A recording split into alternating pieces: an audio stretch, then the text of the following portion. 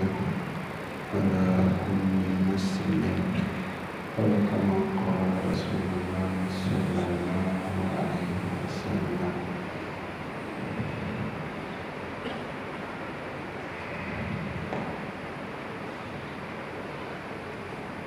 علم کا حاصل کرنا بھی ضروری ہے اور اس پر عمل کرنا بھی ضروری ہے.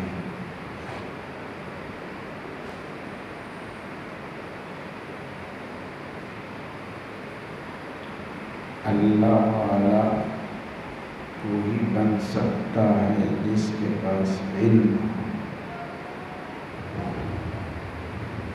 بغیر علم کے اللہ والا نہیں بنتا. آج تک جتنے بھی اللہ والے بنے ہیں وہ سب علم والے تھے.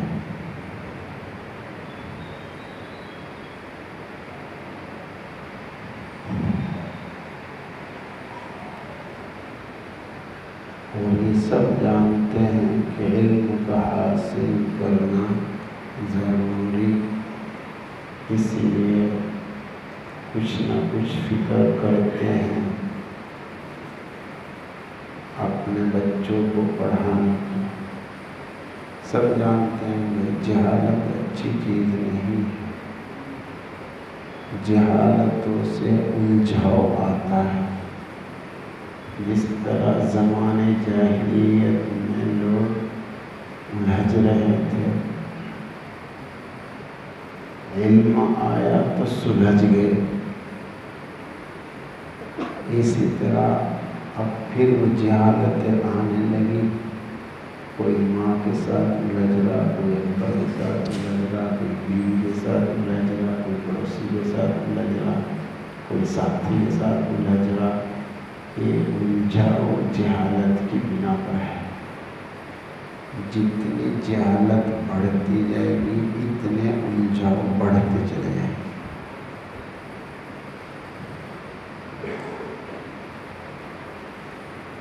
اس لیے علم کی فکر ضروری. اگر مدرسوں میں نہ کام چلے تو مکتب چلاؤ. ہر خاندان میں ایک مکتب ہونا چاہیے. ہر خاندان کا مکتب ضروری ہے. ہر مسجد کا مکتب ضروری ہے. ان مکتبوں سے مدرسے آباد ہوں. علم آئے گا.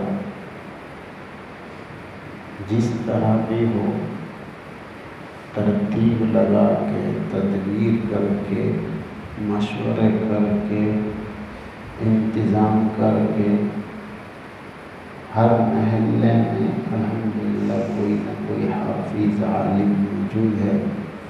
محلے والے، خاندان والے ان کو پکڑیں اور اپنے خاندان میں مکتب جاری کریں.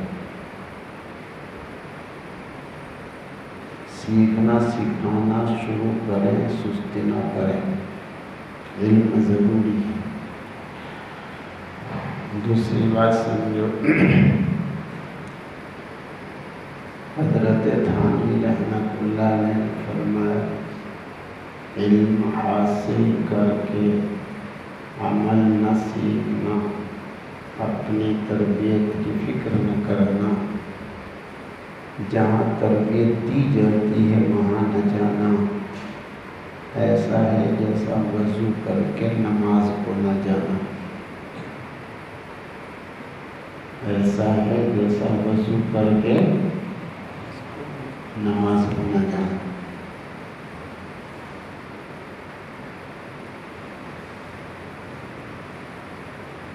نماز کے لیے وضو ہے بھی ضروری. وضو کے بغیر نماز نہیں ہوگی، لیکن اصل مقصود نہیں. وضو اصل مقصود نہیں، اصل مقصود نماز ہے. تو علم ہے تو ضروری، لیکن اصل مقصود نہیں. حضرت تھانوی رحمۃ اللہ علیہ نے لکھا ہے اصل مقصود خشیت الہی ہے. یہ تو ذریعہ ہے، علم کے بغیر خشیت الہی نہیں آتی، وضو کے بغیر نماز نہیں ہوتی۔ تو علم حاصل کر کے عمل نہ سیکھنا، تربیت حاصل نہ کرنا، تربیت کی جگہ نہ جانا، ایسا ہے جیسے وضو کر کے نماز کو نہ جانا۔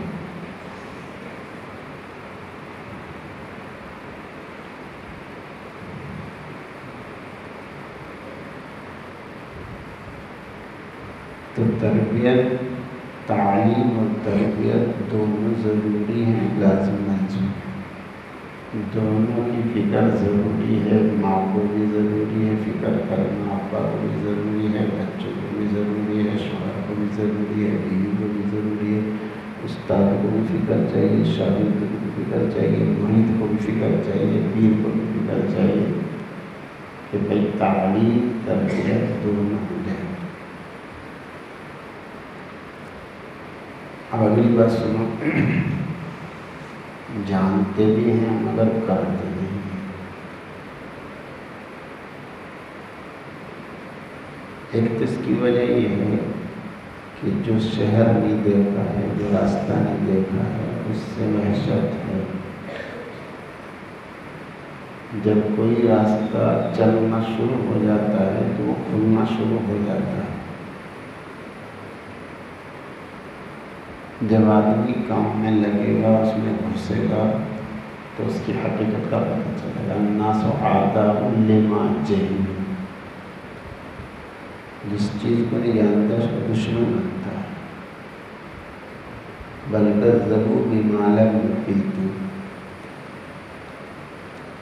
بات کو سمجھنے کی کوشش نہیں کی، کفار مکہ نے جھٹلانا شروع کر دیا۔ جو بات سمجھ میں نہ آئے اس کو سمجھنا چاہیے، اس کی کوشش کرنی چاہیے، اس کی جدوجہد کرنی چاہیے۔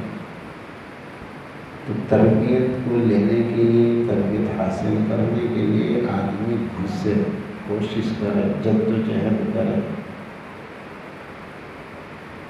اب دیکھو، سب جانتے ہیں نماز پڑھنا ضروری ہے، کتنے ایسے ہیں کہ نماز نہیں پڑھ رہے، احساس کوئی نہیں؟ کتنے آدمی ہیں نماز پڑھ رہے ہیں مگر نماز بس ایسی جیسی لپیٹ کے منہ پہ مار دی جائے، احساس کوئی نہیں۔ جانتے ہیں کہ زکوٰۃ فرض ہے، ادا نہیں کر رہے، احساس کوئی نہیں۔ جانتے ہیں کہ بڑوں کا ادب احترام ضروری ہے مگر کر نہیں رہے، احساس نہیں۔ چھوٹوں پر شفقت ضروری ہے، جانتے ہیں مگر احساس کوئی نہیں۔ تجارت میں سود پہ پہنچ گئے ہیں، جانتے ہیں کہ سود حرام ہے مگر اس میں سودی کاروبار میں لگ رہے ہیں، احساس کوئی نہیں۔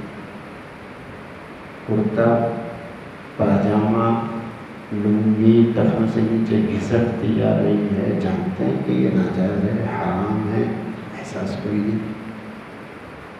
فوٹو بازی سب جانتے ہیں کہ بلا ضرورت حرام ہے، بلا اتفاق سب جانتے ہیں، بلا ضرورت فوٹو بازی حرام ہے، سب جانتے ہیں، لیکن احساس کوئی نہیں۔ مستقل پیسے خرچ کر کے فوٹو کھینچنے والوں کو بلایا جاتا ہے شادیوں میں، ویسے سب کے ہاتھ میں کیمرے آ ہی گئے ہیں، احساس کوئی نہیں۔ گھر گھر میں عمومی طور پر اللہ ماشاء اللہ بے پردگی ہو رہی ہے، سب جانتے ہیں پردہ ضروری ہے، احساس کوئی نہیں۔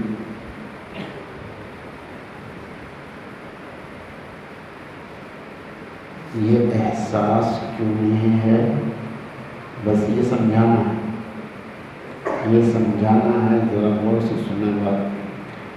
حضرت تھانوی رحمۃ اللہ علیہ نے فرمایا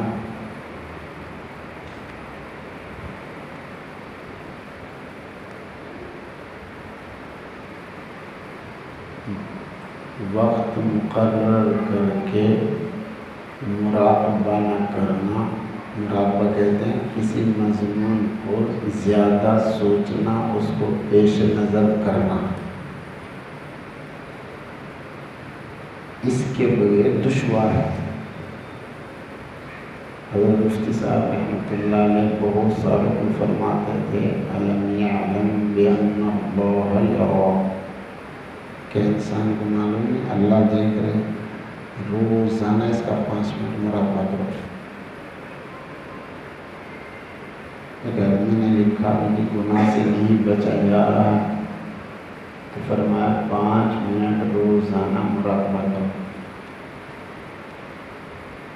جو کرے گا تو اس کی سمجھ میں آئے گا کہ اس سے اندر میں اللہ کا ڈر آتا ہے، اور اللہ کا ڈر اس کی خشیت، یہ وہ چیز ہے جو آدمی کو سیدھا کرتی ہے، عمل پہ لاتی ہے۔ شیخ صاحب رحمۃ اللہ نے فرمایا بھائی گناہ سے بس اللہ کا ڈر ہی بچا سکتا ہے۔ جب روزانہ 5 منٹ اس کا مراقبہ کرے گا، اللہ دیکھ رہے ہیں، اللہ دیکھ رہے ہیں، تو اندر میں اللہ کا ڈر ہے۔ اور مفتی صاحب رحمۃ اللہ علیہ کی مثال دے کے بھی سمجھاتے تھے، کسی کے ابا دیکھ رہے ہیں، کسی کا استاد دیکھ رہا ہو، کسی کا پیر دیکھ رہا ہو، تو آدمی کی ہمت نہیں پڑتی گناہ کرنے کی۔ اور جب ان سب کے خالق اور مالک کے دیکھنے کا دھیان ہوگا تو گناہ سے بچے۔ اور آج کے دن بتایا تھا کہ بھائی یہ مشق کرنی ہی پڑتی ہے۔ نیٹ والے نے مشق کر لی ہے، ہم نے مشق نہیں کی، اس لیے ہمیں نماز میں ہمارا خیال باندھتا نہیں، بھاگ جاتا ہے۔ آج بھی میں آ رہا تھا ایک راستے کو، میں نے ایک کو سلام کیا، داڑھی والا تھا، میں نے اس کو سلام کیا، میں نیٹ میں لگ رہا تھا، اس کو پتہ ہی نہیں چلا کہ سلام کیا، اتنا منافق تھا۔ ہمیں ایک مچھر کا پتہ چلے، ہمیں نیت مان کے مچھر کا بھی پتہ چلتا ہے کہ مچھر گزر گیا ہے، اور اس کو میں نے سلام زور سے کیا ہے تو اسے پتہ ہی نہیں چلا کس نے سلام کیا، اتنا وہ اس نے لو لگا رکھی تھی، اپنے دھیان کو باندھ رکھا تھا نیٹ میں۔ تو بھائی اس نے مشق کی ہے نا۔ آج کے دن بتاتا ریل گاڑی چڑھ گئی، نیٹ میں لگ رہا تھا، لائن پہ ریل گاڑی چڑھ گئی تو ریل کا بھی پتہ نہیں چلا، کرا کیا پتہ چلا۔ اور بتایا تھا کہ نیٹ دیکھنے والے نے 72 گھنٹہ نہ کھانا نہ پینا نہ سونا کچھ نہیں، 72 گھنٹے لگ رہا مر کے نکلا، نیٹ میں سے مر کے نکلا۔ مشق ہے نا، یہاں تو 17 رکعت پڑھنا بھی موت ہے، عشاء میں 17 رکعت پڑھنا موت ہے جی، جس میں 17 منٹ لگے، جس میں 17 منٹ لگتی ہیں وہ مشکل ہے، اس نے 72 گھنٹے لگا دیے نیٹ میں اور جان ہی قربان کر دی۔ اس نے مشق کی ہے نا، اس نے مشق کی ہے۔ بتایا تھا کہ اللہ پاک نے 2 قوتیں دی، ایک قوت خیالیہ جس کا مرکز دماغ ہے، ایک قوت ارادیہ جس کا مرکز دل ہے۔ اس خیال کو باندھنا پڑتا ہے، لو لگانی پڑتی ہے، اس کی مشق کرنی پڑتی ہے۔ ایک بزرگ سے پوچھا تھا نا کہ تمہیں نماز میں دنیا کا خیال آ جاتا ہے؟ فرمایا نماز سے باہر بھی نہیں آتا ہے۔ مشق ہے، نماز کے باہر بھی دنیا کا خیال نہیں آتا ہے، مشق ہے۔ ہم نے مشق نہیں کی ہے۔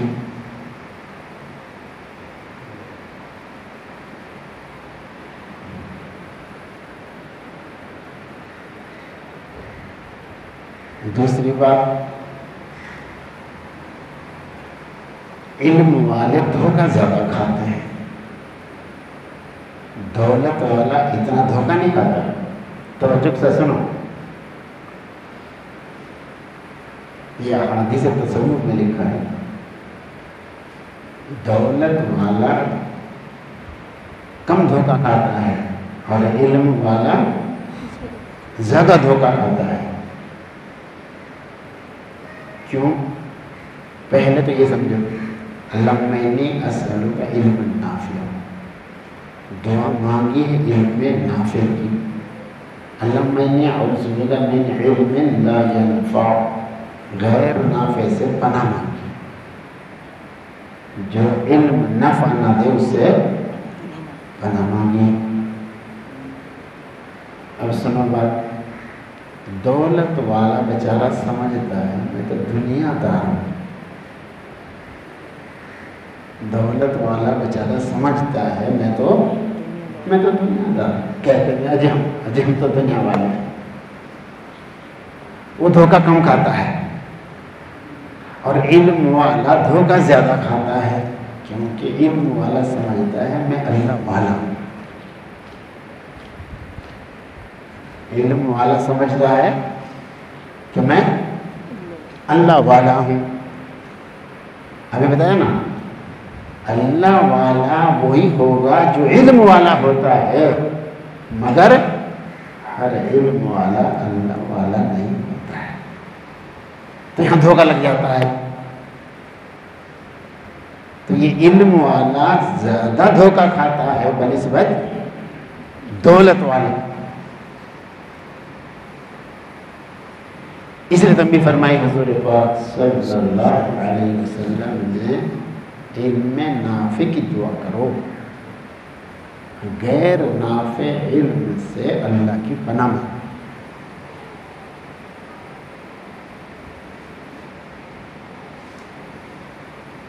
اللہ والا علم والا ہی ہوتا ہے. اچھی طرح سمجھے، اللہ والا علم والا ہی ہوتا ہے. ہر علم والا اللہ والا نہیں ہوتا ہے. ہر علم والا اللہ والا نہیں ہوتا ہے، اور ہر اللہ والا علم والا ہوتا ہے.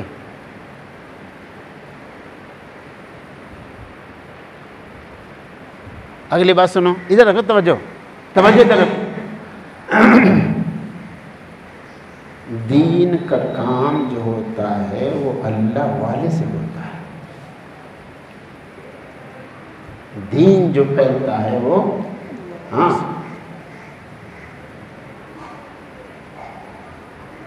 نبی علیہ السلام کا جو وارث ہوتا ہے وہ اللہ والا ہوتا ہے. یہ لکھا ہے. ہر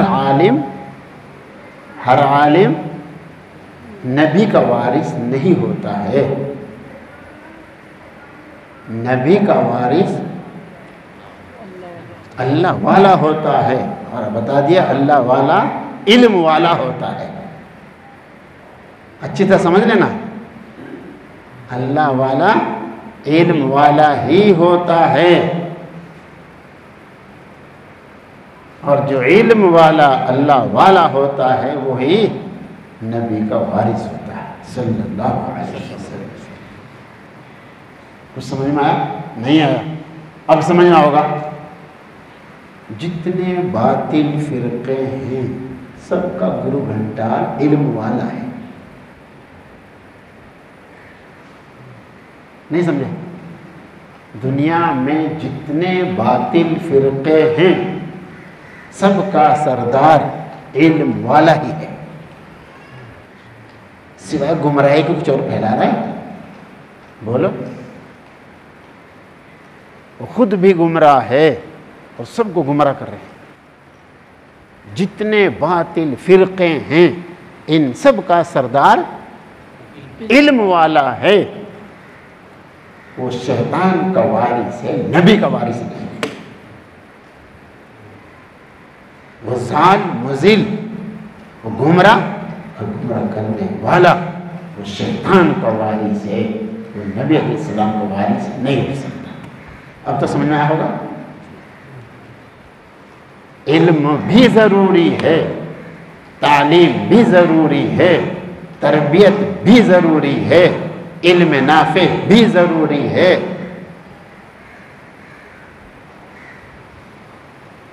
اللہ والا علم والا ہی ہوتا ہے. دین کا پھیلانے والا اللہ والا ہی ہوتا ہے. نبی کا وارث اللہ والا ہوتا ہے. اور جس کے پاس علم نافع نہیں ہے وہ خود گمراہ ہے، گمراہ کرنے والا ہے۔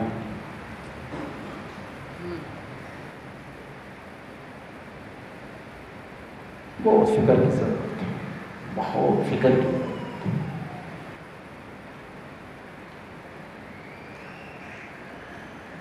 اِنَّا أَطَعْنَا سَادَتَنَا، آخرت میں کہیں گے جو گمراہ لوگوں کے پیچھے چل رہے ہیں، آپ اللہ ہم نے ان کو سردار بنایا تھا، انہوں نے یہ خود بھی گمراہ ہوئے، ہم کو بھی گمراہ کیا ہے، اللہ ان کو ڈبل عذاب کرتا۔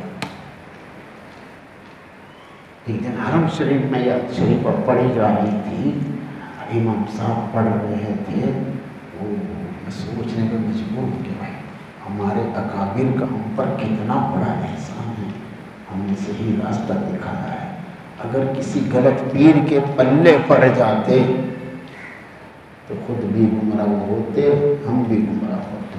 اللہ کا شکر ہے اللہ نے ہمیں نیک استاد دیے ہیں، اللہ نے ہمیں نیک پیر دیے ہیں، اللہ کا کتنا بڑا احسان، اللہ کا کتنا بڑا احسان۔ گمراہ کرنے والوں کے پیچھے لگے ہوئے ہیں اور اتنے بڑے عاشق ہیں کہ پوچھیں نہ بات، جان مال عزت آبرو سب قربان کر رہے ہیں، گمراہ ہو رہے، گمراہ کر رہے۔ وہ قیامت میں کتنا بڑا پچھتانا ہوگا، فائدہ کچھ نہیں ہوتا۔ فائدہ کچھ نہیں۔ اس لیے دوستو علم بھی ضروری ہے، تعلیم بھی ضروری ہے، تربیت بھی ضروری ہے، اور بھائی اس علم کو حاصل کر کے اللہ والا بننا بھی ضروری ہے۔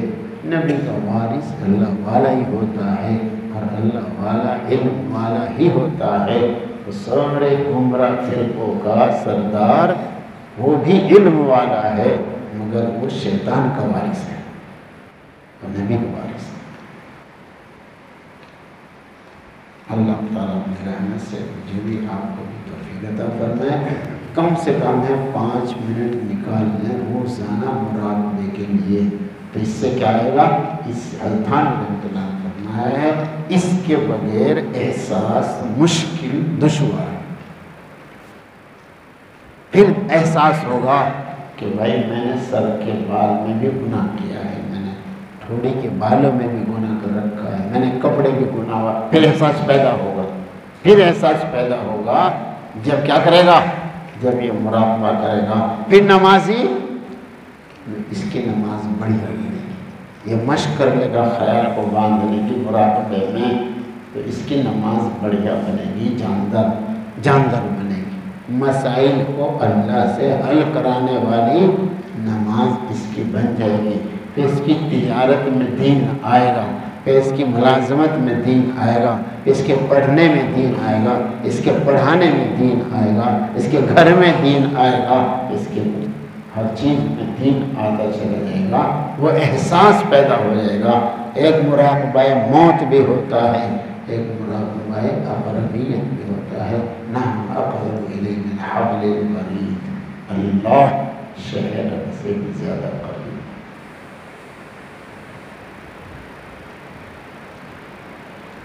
جب یہ مراقبہ کرے گا تو احساس ہو جائے گا، اور احساس ہوا کام بنا، زندگی نام ہے احساسات۔